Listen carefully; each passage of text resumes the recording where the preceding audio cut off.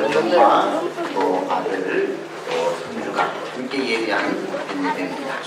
우리 다 함께 기도하겠습니다. 사랑과 은혜가 풍성하신 아버지 하나님, 온 가족이 함께 모여 3대가 손을 잡고 예배당에 나와 주님 앞에 경배하며 찬양하며 예배드리올 때 우리의 예배를 받아주시고 가정이 건강한 가정으로 기독교 명문 가정들로 세워지도록 하나님 도와주시옵소서.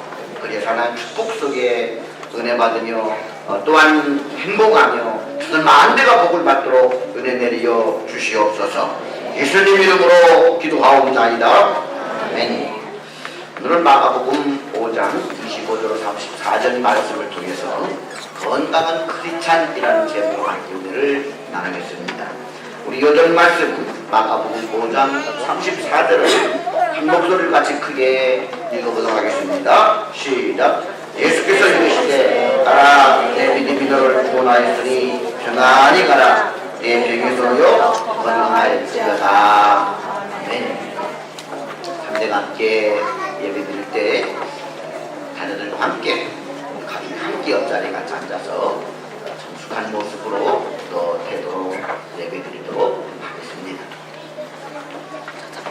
여름 휴가는 잘 보내셨는지, 또 우리 학생들은 여름방학을 잘 보내셨는지, 이제 휴가도 끝나고 방학도 끝나고 아마 지난주부터 학교는 개학을 하고 또 회사는 열심히 또 일하고 계신 줄로 믿습니다. 지난주 큰 태풍이 지나가게 되었는데 우리 수도권에 큰 피해를 끼치지 않고 은혜 가운데 잘 지나가게 되었습니다. 필요했던 태풍이고 좀 필요했던 비인데 이 가을을 위해서 좋은 단비가 된 줄로 압니다. 이제 오늘 본문 말씀을 보게 되면 12해를 혈루증으로 앓던 여인이 조용히 예수님의 뒤에 와서 고침을 받는 사건을 다루고 있습니다. 저는 오늘 말씀을 통해서 우리가 어떻게 하면 건강한 인생, 건강한 믿음을 소유한 건강한 크리스찬 될 수 있을까를 생각해 보게 되었습니다. 이제 가을은 하나님 앞에 축복을 받아서 풍성한 가을의 결실을 맺어야 될 줄로 믿습니다. 말씀 안에 깨어있고 또 기도로 깨어있으며 하나님이 주시는 축복을 풍성히 담기를 원합니다. 이 겨울 사역을, 가을 사역을 준비하면서 우리가 어떻게 건강한 크리스찬, 믿음의 크리스찬 될 것인가, 열매 맺는 크리스찬 될 것인가를 함께 본문을 통해 은혜 받는 복된 시간이 되기를 주님의 이름으로 축원합니다. 1장 혈루증 앓는 여인. 예수님께서 회당장 야이로의 집으로 가는 중에 무리들 가운데 섞여서 예수님 뒤로 와서 남몰래 예수님에 접근했던 한 여인이 본문에 나옵니다. 그녀는 12해를 혈루증이라고 하는 병으로 앓고 있었던 여인이었습니다. 혈루병은 유출병이라도 하며 오늘날로 말하면 출혈성 자궁 내막염으로 계속해서 피가 멈추지 않고 하혈을 하는 중병입니다. 1년도 아니고 2년도 아니고 12년 동안 병만에 시달렸더니 그 여인은 육체적으로나 정신적으로나 얼마나 고통이 심했겠습니까? 여인들은 아름다워지기 위해서 많은 노력을 합니다. 다이어트도 하고 마사지도 하고 미용 치료도 하면서 열심히 미모를 가꿉니다. 아름다움은 여자의 본능이라고 할 수가 있습니다. 그런데 이 여인은 끊임없이 흐르는 피로 인하여서 12회를 피를 흘리며 하혈을 했으니 온몸은 배꼽대기처럼 말고 피부는 핏기가 없어서 기미와 주근깨만 있었을 것입니다. 냄새가 나고 외출을 할 수도 없었습니다. 젊은 날 한참 꽃피웠던 그녀의 아름다운 몸은 이제 간 곳 없이 사라지고 말았습니다. 무엇보다 그녀에게 찾아오는 정신적인 고통은 너무나 컸습니다. 레위기 15장에 보게 되는 이 병은 부정한 병으로 정죄되어져 있습니다. 왜냐하면 대부분 이런 병은 부정한 여인들, 직업 여성들이라든지 사창가에 근무하는 여인들이 많이 걸리는 병으로서 이 병에 걸리면 죄로 말미암아 하나님이 저주를 받았다라고 해서 저주받은 병으로 분류되어 있었습니다. 그래서 그녀는 눕는 상도 부정하고 앉았던 자리도 부정하고 그녀와 접촉하는 모든 것들은 다 부정하다고 해서 율법의 부정한 병으로 정해져 있습니다. 자연히 그 여인은 사람들과 단절이 되어야만 했습니다. 그녀가 만드는 물건들, 그녀가 앉았던 자리, 그녀와 함께 접촉했던 모든 것들이 부정하게 돼서 그녀와 접촉한 모든 사람들은 하나님 앞에 나와 예배도 드리지도 못하고 일주일 동안 근신하며 회개하는 기간을 가져야만 했습니다. 그러니까 이 여인은 마치 혐오스러운 물건처럼 취급을 받았습니다. 사람은 더불어 살아야 행복한데 그 여인은 가족들과도 떨어져야 됐고 친구들과 그리고 이웃들과도 접촉할 수가 없었습니다. 당연히 이 여인은 사람들과 단절된 채 살아야만 했습니다. 그로 인해 그녀는 심한 죄의식과 외로움에 시달리게 되었습니다. 그녀의 삶은 의욕과 희망을 상실한 채 인생을 자포자기할 수밖에 없는 상태로 떨어지게 되었습니다. 그녀는 살았으나 죽은 자와 방불한 가엾은 여인이었습니다. 우리에게도 나에게 고통을 주고 좌절케 하고 또 다른 사람과 어울려 관계성을 맺지 못하게 하는 한 가지 약점이나 숨기고 싶은 문제들이 있습니다. 바로 그것이 우리들의 혈루증인 것입니다. 속으로 피가 흘러서 아무도 모르지만 나를 괴롭히고 나를 슬프게 하고 나를 연약하게 하고 나를 자신 없게 만들고 죄의식을 느끼게 하는 문제가 바로 그 혈루증인 것입니다. 우리는 사실 하나님의 율법에서 정한 혈루증과 같은 죄를 가지고 있습니다. 이 죄는 아담이 범죄 이후로부터 지구 역사상 수대에 걸쳐 우리들에게 흘러온 혈루증과 같은 것입니다. 이 혈루증이라는 것은 죄에 오염되어지게 되면 사람들은 죄악 가운데 태어나서 죄를 지으며 살다가 결국 그 죄 때문에 심판을 받아 멸망받을 수밖에 없는 하나님의 저주와 진노 가운데 놓인 존재들이 되었습니다. 우리는 하나님 앞에 저주받은 자들이요 율법의 저주 가운데서 혈루증을 앓은 여인처럼 하나님과 분리된 채 사탄의 노예가 되어 살아가는 그런 불쌍한 인생들, 이것이 바로 우리 인간의 실존이라는 사실을 우리는 알아야만 됩니다. 그런데 이렇게 율법 가운데 저주받은 삶을 살아가던 그녀에게도 소망의 소리가 들려왔습니다. 그것은 예수님에 대한 소문이었습니다. 예수님께서 중풍병자를 살리셨다. 눈먼 소경도 눈을 띄워주셨다. 혈루증보다도 더 저주받은 병으로 알려졌던 문둥병자도 예수님은 다가가서 그를 만져주시고 그를 고쳐주셨다. 이와 같은 소문은 그녀에게 신랑같은 희망을 가져다 주었습니다. 예수님에 대해 관심을 가지고 그 예수님에 대한 소문을 수집하여 들어보면 들어볼수록 그 신랑같은 소망은 현실로 다가오게 되었고 그녀는 다시 살 수 있다고 하는 꿈을 가지게 되었습니다. 예수님 주받은 여인에게 새로운 희망을 불어넣어 주었습니다. 여인이 예수에게 나아가기만 하면 자신의 고질적인 혈루병도 나을 것이라는 확신이 생기기 시작했습니다. 그녀에게 예수님은 유일한 희망이었고 그 자체가 복음이었습니다. 그러나 여인이 예수님께 나아간다는 것은 결코 쉬운 일만은 아니었습니다. 여인은 마음속에 끊임없이 일어나는 불신과 싸워야만 했습니다. 나도 과연 고침받을 수 있을까? 내 병도 과연 고침받을 수 있을까? 불신이 파고들어왔을 것입니다. 지금까지 많은 시도를 해봤으나 더 중화된 과거를 생각할 때 다시금 실패에 대한 두려움이 생길 수가 있습니다. 용하다는 의사는 다 찾아가 보았습니다. 있던 재물도 다 쏟아부었습니다. 그러나 그녀는 지금까지 실패만 했고 실망만 했습니다. 그러니 이번에도 뜬 소문 아닌가? 이번에도 실패하는 것은 아닌가? 두려움이 파고들어갔습니다. 무엇보다 율법이 주는 고통이 컸습니다. 무리속에 파고들어가려면 그녀가 스치는 사람마다 부정케 되므로 율법은 그녀를 가로막는 장애물이었습니다. 또한 많은 사람들 앞에 자기네 백골청이 같이 많은 그런 몸을 드러내야 된다고 하는 그런 부끄러운 자식이 그녀를 가로막았습니다.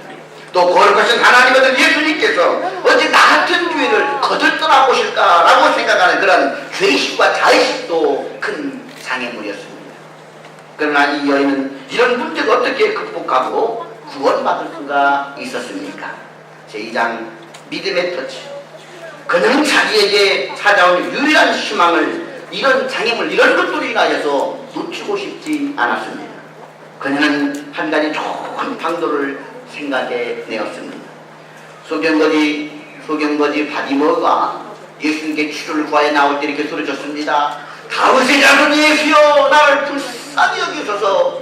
소경거지도 주님께 나와 당당히 자기를 불쌍히 여겨달라고 소리쳤지만 이 여인은 소경거지만도 못하다는 그런 생각을 했습니다.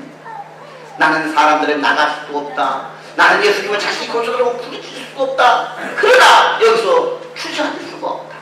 내가 사람들 속에 섞여서 조용히 뒤로 가 예수님의 옷깃만 만지어도 내가 치료받을 수 있을 것이다. 여인은 믿음이 생겼습니다. 이것이 여인에게 믿음이었습니다. 내가 예수님 옷만 터치해도 옷만 만져도 내 병이 나을 것이다. 그녀의 믿음, 이 믿음으로 장애물을 뚫고 사람들 헤치고 나아가서 예수님의 옷을 만지게 되었습니다. 그 예수님 옷을 만지는 순간 그녀에게는 놀라운 일이 일어나게 되었습니다. 그냥 지금까지 백약이 무효였던 12개 동안 앓았던 혈루병이 다 치료가 되는데 혈루의 근원마저 마르게 되고 피가 멈추게 되었습니다. 이 얼마나 놀라운 역사입니다. 이 얼마나 놀라운 하나님의 믿음의 역사입니다. 우리는 여기서 예수님을 애워싸 빌던 많은 사람들과 이 여인의 믿음의 행동에 대해서 비교하며 깊이 생각해 볼 필요가 있습니다. 예수님께서 뒤를 돌아보며 물었습니다. 누가 내 옷에 손을 대었느냐? 그러자 제자들이 예수님께 다시 질문합니다. 주님, 누가 내 옷에 손을 대었느냐니요? 그런 질문을 왜 하십니까? 지금 사람들이 얼마나 예수님을 밀치고 밀어당기면서 주님을 터치하고 있는데 수많은 사람들이 예수님을 밀고 옷을 만지고 있는데 누가 내 옷에 손을 대느냐 말씀하시면 우리가 뭐라고 대답하시겠습니까? 많은 우리들이 예수님을 애웠었어요. 예수님을 밀치기도 하고 예수님 옷을 만질 정도가 아니라 예수 옷을 붙들고 늘어지기도 했습니다. 그런데 그들에게는 아무런 역사가 나타나지 않았습니다. 그런데 예수님이 한 터치를 민감하게 느꼈습니다. 바로 이 여인의 터치였습니다.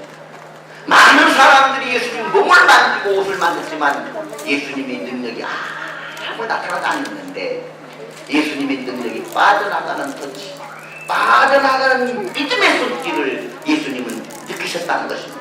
수많은 사람들이 있었지만 그 중에 한 손, 이 목표를 만든 그 한 손, 그 믿음의 터치를 예수님은 느꼈던 것이죠. 그가 누구냐라고 주님이 찾고 있는 것입니다. 예수님이 믿음이 빠져나가, 예수님이 능력이 빠져나가 그 믿음의 터치, 주님은 그것을 찾고 있는 것입니다. 네, 무리들과 여인이 다른 점이 무엇입니까? 무리들은 어쩌면 아무 문제의식 없이 습관적으로 주님을 쫓아다니는 현대인들의 모습을 그대로 반영해주고 있습니다.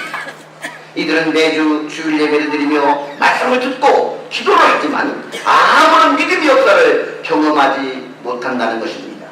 주님이 원하는 그런 믿음의 터치가 아니라는 것입니다. 간절하게 그리고 진실하게 그리고 이번 기회를 놓치지 않겠다는 철실한 마음, 주님은 반드시 나를 고쳐주신다는 의심 없는 믿음, 주님이 아니면 안 된다고 하는 그런 겸손, 그런 믿음의 터치를 하고 있지 못하다는 것입니다. 정식과 타성에 젖은 때우기식의 예배를 드리고 부득이하여 인색하게 드리는 예물을 드리고 영혼 없이 드리는 찬양을 하고 있고 기계적인 봉사, 이와 같은 현대인들의 신앙의 태도는 예수님께서는 아무 감각 없는 터치들로만 느껴지고 있는 것입니다. 그런 마음과 그런 태도로 아무리 주님 옷깃을 만져도 아무런 능력 역사가 나타나지를 않는다는 것입니다. 주님은 느끼지는 않습니다. 주님은 그 터치에 반응하지 않습니다. 그러나 이 혈루증 앓는 여인과 같이 이번이 아니면 안 된다는 간절한 믿음, 어떠한 책임을 뚫고 나가는 그 절실한 믿음으로 주님, 나는 소경거지처럼 소리칠 수 없는 죄인입니다.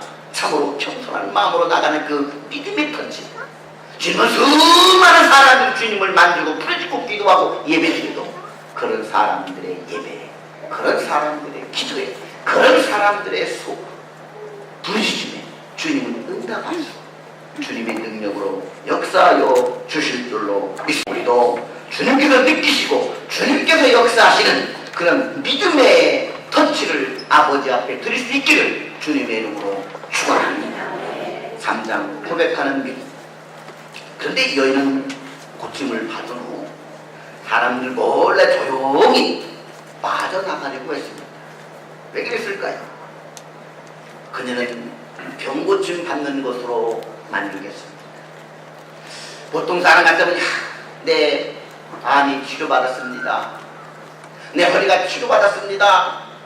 막 이렇게 간증도 하고 싶고 내 눈이 떴습니다. 안진병에서 내가 일어났습니다. 내 중풍병이 고침받았습니다. 이렇게 간증하고 싶을 때 이 여인은 조용히 올라가고자 했습니다. 왜 그랬을까요? 은혜 받았어도 치료받았어도 간증하는 것조차 부끄러운 병이었기 때문입니다.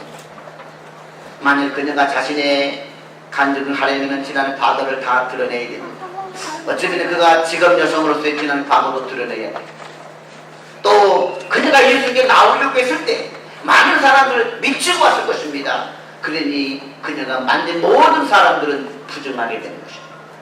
그리고 자신의 어릴 때 이뻤던 모습과 지금 몰골이 대포처럼 많은 추악한 그런 모습을 본 그녀를 아는 사람들도 뭐라고 이야기하겠습니까?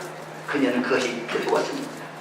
은혜 받는 것은 좋지만 치료받는 건 감사하지만 조용히 불러가고자 했습니다. 그러나 예수님은 그녀를 불러 세웠습니다. 누가 내 옷에 손을 대었느냐. 그녀는 깜짝 놀랐습니다. 그녀는 두려웠습니다.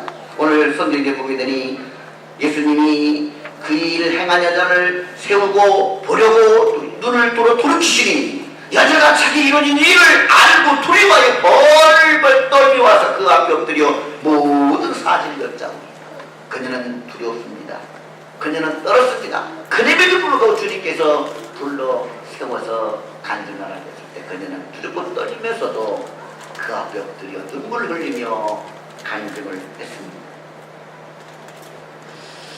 어쩌면 이 여인이 무리들 뒤로 와서 아무도 몰래 믿음으로 손을 대는 것보다도 더 어려운 순종인 주님이 불러 세우고 주님 앞에 그 모든 사실을 엿듣도록 하는 것이 더 크고 무거웠을 것입니다. 그러나 그녀는 믿음으로 고백을 했고 믿음으로 순종하기 힘든 이 일을 순종하여 하나님 앞에 감사드리며 감사했습니다. 오늘날도 이런 일들이 참 많습니다. 사람들은 말합니다. 예수님을 믿으면 되었지. 꼭 그렇게 공식적으로 예배당에 출석을 해야 되고 꼭 그렇게 나는 예수님을 믿습니다. 꼭 그런 식으로 티를 내며 신앙생활 해야 되느냐. 그저 그냥 조용히 하나님 감사 속으로 감사하다고 하고 밥을 먹으면 되지 꼭 그렇게 티를 내 사람들이 보는 앞에서 손을 모으고 눈을 감고 기도를 하고 꼭 그렇게 식사를 해야 되느냐. 대중 앞에서 자신의 믿음의 행동을 보이기를 꺼려하고 부끄러워하는 사람들이 있습니다. 주일날 교회를 나올 때 꼭 아파트 엘리베이터에서 이웃 사람들이 내가 교회 가는 것을 알까 두려워서 성경책을 거기 속에 놓고 나오기도 합니다. 얼마 전에 서울대학교 입학한 신입생들에게 예수 믿는 교수님이 질문했다고 합니다. 이 중에 예수 믿는 사람이 있는 선도를 보라고. 그러자 그 많은 신입생 중에 한두 학생만 손을 들었다는 것입니다. 나중에 알아보니 많은 학생들이 예수님을 믿고 있었지만 공개적으로 자기가 크리스찬인 것을 드러내고 싶지 않았다는 사실입니다. 근데 왜 예수님은 꼭 이렇게 드러내고자 하는 것입니다.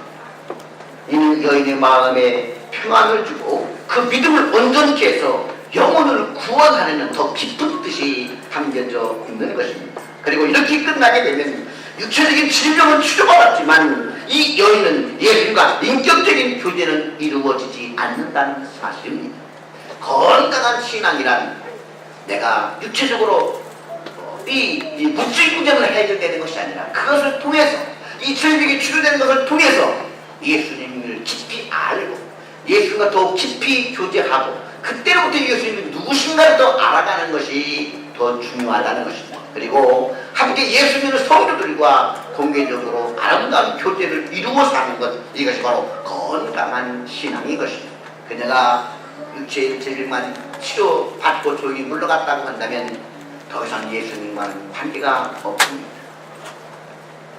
더 이상 예수님과는 친밀한 영적인 교제를 이룰 수가 없습니다. 뿐만 아니라 그가 치료를 받았어도 그는 다른 사람들과 더 관계를 맺을 수가 없습니다. 지금은 아프고 지금은 고통스럽고 지금은 창피해도 그녀가 여기서 주님 앞에 치료받음을 간증하고 주님 앞에 나올 때 그녀에게 진정한 내면의 평화가 오게 되는 것입니다. 구원받은 확신이 오고 치료받은 확신이 오고 그것을 바라보는 사람들이 우리를 정죄하는 것이 아니라 그를 축하해주고 그녀와 화해약수를 내밀면서 그녀는 공개적으로 이제 사회에서 공식적으로 대인관계를 맺을 수가 있게 되는 것입니다. 주님은 병만 치료해주는 것이 아니라 그 영혼의 죄의 구원까지도 사람들과의 관계성의 회복까지도 주님과 인격적인 교제까지도 이루어지도록 하기 위해서 지금은 아프지만 이런 간증을 하도록 요청하고 있는 것입니다. 성경에 보게 되면 이렇게 말하고 있습니다. 마음으로 믿어 의에 이르고 입으로 시인하여 구원에 이르느니라. 우리가 예수님을 마음으로 믿는 것만이 아니라 구체적으로 입으로 예수님을 그리스도로 고백하고 시인함으로써 진정한 영육간의 구원이 이루어진다. 이렇게 구원이 완성이 된다라고 성경은 말하고 있습니다. 초대교회 당시 예수님을 믿는다는 것은 믿기도 어려웠지만 믿는다는 걸 고백하는 것은 더욱더 어려웠습니다. 왜냐하면 나는 크리스찬입니다. 나는 예수님을 믿습니다. 이렇게 공개적으로 고백하는 순간 그 사람은 사회에서 퇴출을 당하고 이웃들로부터 따돌림을 당하게 되고 엄청난 핍박을 감수해야만 했으며 나중에 순교까지도 각오해야만 했습니다. 그러나 초대교회 성도들은 당당하게 외쳤습니다. 나는 크리스찬입니다. 나는 예수를 믿습니다. 오늘날도 우리가 이렇게 주님 앞에 나는 예수님을 믿습니다. 많은 사람 나는 예수님을 믿습니다.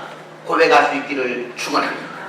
우리 교회에서는 예수님을 처음 믿는 사람이든 아니면 예수님을 믿은 지 오래되었으나 우리 관계교회 등록한 사람이든 꼭 세가족 공부를 하게 시키고 7주간의 세가족 공부를 마치게 되면 나는 예수님을 믿습니다라는 주제로 신앙 고백을 지키고 많은 성도들 앞에서 그 신앙 고백을 공개적으로 하도록 요청합니다. 왜냐하면 그 과정을 통해서 예수 믿는 자라는 확신을 심어주게 되고 그리고 그 과정을 통해서 주님과 깊은 인격적인 교제가 이루어지게 되고 그리고 내가 단단히 주님이 주시는 자녀로서의 권리와 은혜를 누릴 수가 있기 때문인 것입니다. 예수는 믿되 드러내지 않는 신자를 두더지 신자라고 이야기합니다. 마음으로 믿긴 믿는데 자신을 드러내지를 않는다는 사실입니다. 그러나 주님은 이것을 원치를 않습니다. 빛 가운데 드러내기를 원하십니다. 우리가 왜 예수 믿는 것을 부끄러워해야 되겠습니까? 사랑하는 성도 여러분, 직장에 출근했을 때 또 직장일을 마치고 술과 여러 음식을 먹는 회식 자리에서 오랜만에 만난 친구들과의 동창회에서 학생들은 학교에서 직장인은 직장에서 나는 예수님을 믿습니다라고 진실하게 고백해 볼 수 있기를 주님의 이름으로 축원합니다. 그렇게 한다고 한다면 우리는 어떤 상황과 일터에서도 행동이 달라질 것입니다. 말이 달라질 것입니다. 그리고 나는 빛 가운데서 예수 믿는 사람으로서 살게 될 것입니다. 음지의 신자가 되지 말고 두더지 신자가 되지 말고 나는 예수님을 믿습니다. 예수님은 나의 구주가 되십니다. 당당하게 신앙을 고백하고 믿음으로 살아가는 여러분 될 수 있기를 주님의 이름으로 축원합니다. 진실하게 예수님을 믿고 확실하게 예수님을 그리스도로 고백하고 주님을 뜨겁게 사랑하는 우리 건강한 성도들 될 수 있기를 주님의 이름으로 축원합니다. 내 구주 예수를 더욱 사랑 엎드려 비는 말 들으소서. 내 심정 소원이 내 구주 예수 더욱 사랑 더욱 사랑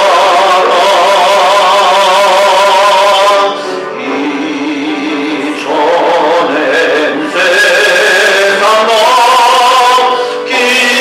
기뻤어도 지금 내 기쁨은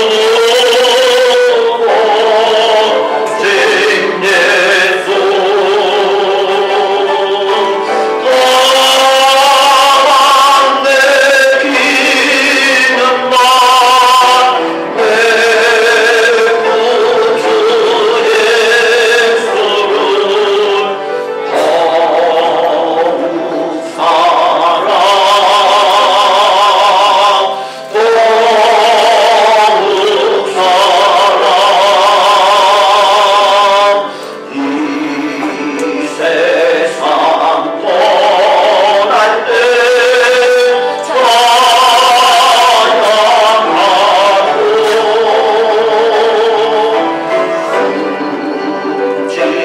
질대하는 말 이것일세.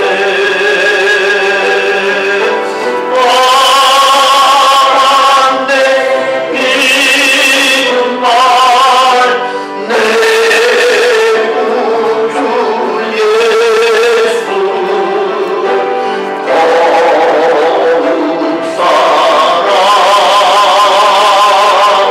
더욱 사랑 우리 한번 두 손을 들고 우리 하나님 앞에 한번 기도합시다. 하나님, 내가 예수님을 사랑합니다. 내 구주 예수님을 사랑합니다. 나는 예수님을 믿습니다. 아버지, 형식적이고 그런 의식적인 영혼이 온 찬양을 드리지 않게 해주시옵소서. 정말 하나님 앞에 열과 진심으로 나아가 주님 옷깃을 떨지 않은 믿음으로 예배하는 자, 믿음으로 행동하는 자, 그런 신앙을 당당히 고백하는 그리스도, 그런 성도가 되어 이 가을에 건강한 신앙이 되어 달라고 다 함께 주여 한 번으로 통성으로 기도하겠습니다.